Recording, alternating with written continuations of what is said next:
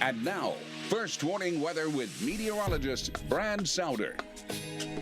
Yeah, I've seen pictures of kids tubing in a puddle or some flood water, and I just think, yeah, you know, I wouldn't do that. It's not clean water, that's for sure.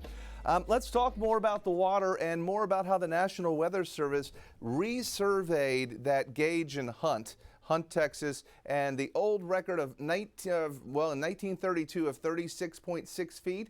Well, it has been surpassed, officially 37.52, almost a foot higher than in 1932. And by the way, Mystic Camp was there in 1932, and somebody from North Carolina sent me an article talking about the flood in 1932 and how the Camp Mystic near Kerrville, there were several cabins washed away. But the campers were unharmed. There were no campers lost then. What's the difference? Because the flood was very similar.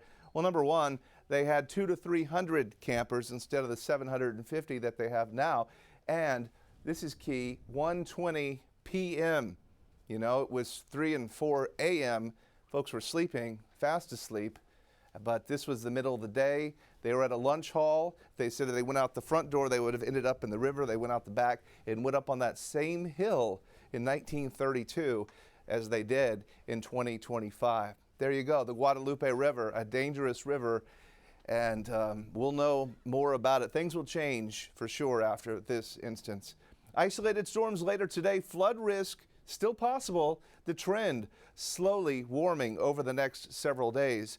Partly cloudy skies out there right now. It really looks like a decent fair weather cumulus type of day.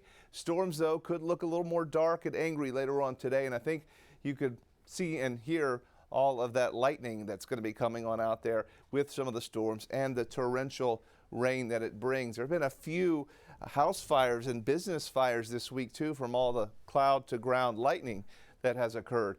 All right, so the storms really flaring up here to our east, and they're slowly migrating their way in from the sea. In fact, the sea breeze not bringing too many showers right to the coast, but just a little bit inland coming our way, and some of those storms could have some heavy rainfall into the afternoon. So the 90s, the lower 90s from Dallas to San Antonio, the much hotter weather out west and into the mountains. Denver at 95, hotter in Denver, Colorado, even hotter in Salt Lake City, and the temperatures in the upper 90s around Charlotte. So Texas has not been very hot this year. We had no 100s last month. We've had no 100s so far this month, and it might be hard pressed to get them anytime soon.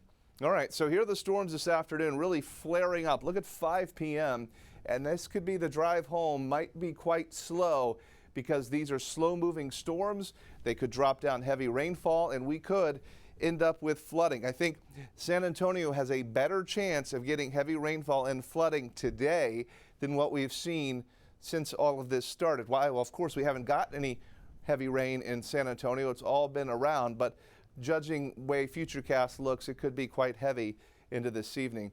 Then it settles down overnight. 92, the high today, 93 tomorrow, 94 on Thursday. This weekend, back into the mid-90s, maybe some rain chances by Sunday and Monday. Thanks for watching, everybody.